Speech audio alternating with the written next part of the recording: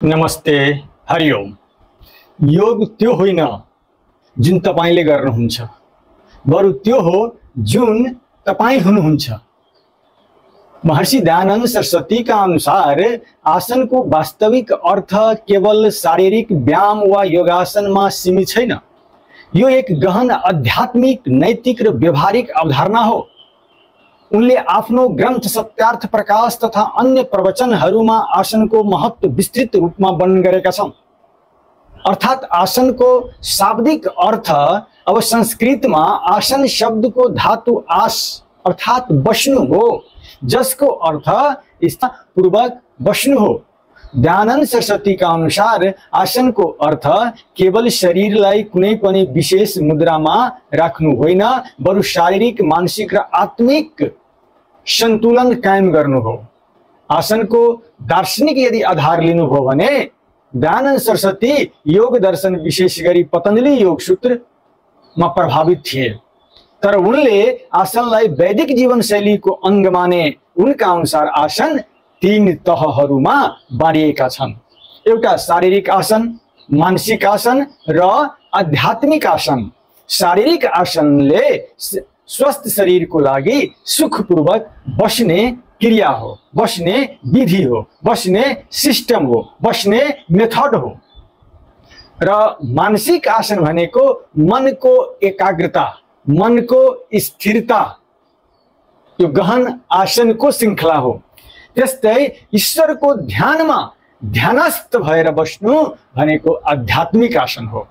आज तपाईलाई आसनको म गहिरो रहस्य खोल्दैछु र आसनको उद्देश्य भनेको दयानन्दका अनुसार शरीरलाई निरोग राख्नु हो। स्वस्थ शरीरबाट मात्र धर्म, अर्थ, काम र मोक्ष प्राप्त गर्न सकिन्छ। इन्द्रियहरूमा नियन्त्रण आसनले मन र इन्द्रियहरूलाई वशमा पार्छ। ध्यान र उपासनाको तयारीको लागि यो स्थिर बसेर ईश्वरको ध्यान गर्नु भनेको आसन हो। उहाँले पद्मासन, सिद्धासन, वज्रासन, सुखासन जस्ता आसनहरूको उल्लेख गरे, तर यिनीहरूलाई केवल व्यायाम नमानेर ब्रह्मचर्य र संयमको साधन भने। आसन र वैदिक जीवनशैली। दयानन्द सरस्वतीले आसनलाई सम्पूर्ण आर्य समाजको दैनिक अनुष्ठानको भाग बनाए। आर्य समाज भनेको श्रेष्ठ समाज, आर्य भनेको श्रेष्ठ, उच्चतम। उनका अनुसार बिहान स्नान गरेपछि आसनमा बसेर सन्ध्या, प्रार्थना, स्वाध्याय भनेको वेद पाठ गर्नुपर्छ। त्यो भनेको आसन हो। आसनले लालसा, आलस्य र विषय विकारहरूलाई हटाउँछ। यो यम नियम पालन गर्नमा सहयोगी छ। यदि सुखपूर्वक स्थिरताको साथमा आसन गर्नुभयो भने यम नियमलाई पालनमा, अर्थात् सत्य, अहिंसा, ब्रह्मचर्य जस्ता कुराहरूलाई हामीले जोगाउन सक्छौँ, बचाउन सक्छौँ र यो आत्माको कनेक्सन परमात्मासँग जो सुखैले पनि गर्न सक्छ। आसनको विधिलाई यदि हेर्नुभयो भने शुद्ध स्थान हुनुपर्छ। आसन त्यो ठाउँमा गर्नुहोस् जहाँ शुद्ध स्थान होस् र यो मेरुदण्ड सिधा, कमर सिधा, गर्दन सिधा होस्। ध्यानको मुद्रा होस्, ध्यान मुद्रा, सरस्वती मुद्रा, हेर्नुहोस्, गुरु नानक मुद्रा, जशिष मुद्रा, शिव मुद्रा, यो हो। त्यसपछि तपाईको सात्विक आहार। आसन त्यति बेला मात्रै सफल हुन्छ, योग त्यति बेला मात्रै सफल हुन्छ जब सात्विक आहार हुन्छ, सात्विक विचार हुन्छ। अर्थात् आसनको पूरा लाभ लिनको लागि शुद्ध शाकाहारी खानाको आवश्यकता छ। आसनको आध्यात्मिक महत्वतिर जानुभयो भने दयानन्द सरस्वतीका अनुसार आसन आत्मा र परमात्माको मिलनको माध्यम हो। यहाँसम्म उहाँले भनिदिनु हो। अर्थात् आसन भनेको यदि शुद्ध रूपमा, सही तरिकाले यदि आसन गर्नुभयो भने त्यो आसनले आत्मा र परमात्माको मिलन गराइदिन्छ। जब शरीर र मन स्थिर हुन्छ तब व्यक्ति स्वाध्याय अर्थात् वेद अध्ययन र ध्यानको माध्यमबाट ईश्वरको साक्षात्कार गर्न सक्छ। अब निष्कर्षमा उहाँले के भन्नुभयो भने आसन केवल योगासन होइन, आसन भनेको एक्सरसाइज होइन, बरु एक समग्र जीवन पद्धति हो। आसन भनेको जीवनको एक यस्तो जल्दा बल्दा पद्धति हो जसले शारीरिक स्वास्थ्य, मानसिक शान्ति र आध्यात्मिक उन्नतिलाई जोड्छ। उनको विश्वास थियो कि वैदिक संस्कृतिको पालन गर्दै आसनको अभ्यास नै मानिसलाई वास्तविक आर्य बनाउँछ, अर्थात् श्रेष्ठ मानिस बनाउँछ।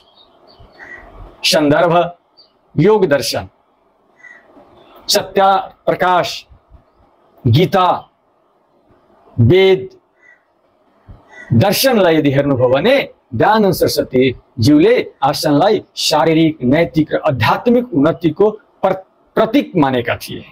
त्यसकारण अब हामीले यस्तो शुद्ध विचारले एकाग्र भएर शरीरलाई स्थिर राखेर यदि हामीले आसन गर्यो भने त्यो आसनले जीवनमा सफलता आउँछ। आसनले अस्तित्वको स्थिर अवस्था जहाँ शरीर, मन र चेतना एकै साथ हुन्छन्। म को भावना छ भने त्यो योग होइन।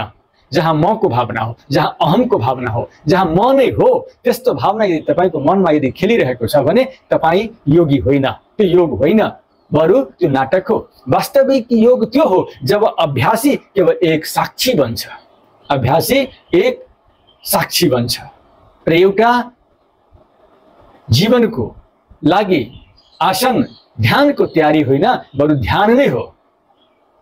यदि वेदान्त दृष्टिले हेर्नुभयो भने आसन तपाईको ध्यान नै हो। शुद्ध तरिकाले, विधि तरिकाले तपाईले आसन गर्नुभयो भने त्यो आसन ध्यानको लागि तयारी होइन, बरु आसन नै ध्यान हो। यदि आसन गर्दा पूर्ण जागरूकताको साथमा यदि गर्नुभयो भने त्यो नै आसन ध्यान भइहाल्छ। जहाँ शरीरको गति रुक्छ त्यही मनको गति पनि रोक्नुपर्छ। शरीर स्थिर हुनुपर्छ, मनको गति बिस्तारै बिस्तारै बिस्तारै बिस्तारै रोकिन्छ, पवित्र हुन्छ, शुद्ध हुन्छ र त्यो असली योग त्यहीबाट प्राकट्य हुन्छ, अर्थात् नयाँ जीवनको सुरुवात हुन्छ। र त्यो नयाँ जीवनको सुरुवात आफ्नै शरीरबाट, आफ्नै मनबाट, आफ्नै विचारबाट र आफ्नै घरमा बसेर आफ्नो घरलाई मन्दिर बनाउनुपर्छ, आफ्नो शरीरलाई मन्दिर बनाउनुपर्छ। तर आज यो शरीरलाई हामी हस्पिटल बनाइसक्यो, आफ्नो घरलाई हामीले हस्पिटल बनाइसक्यो। तर त्यसो नगरौँ, हामी आफ्नो शरीर नै, हाम्रो शरीर नै मन्दिर हो, हाम्रो घर नै मन्दिर हो। शुद्ध विचारको साथमा प्रत्येक दिन एउटा आसनमा बसेर प्राणायाम गर्नुहोस् र त्यो प्राणायामको चर्चा विस्तृत भिडियो तपाईले पुनः म राखिदिन्छु। हस्त हरि ओम।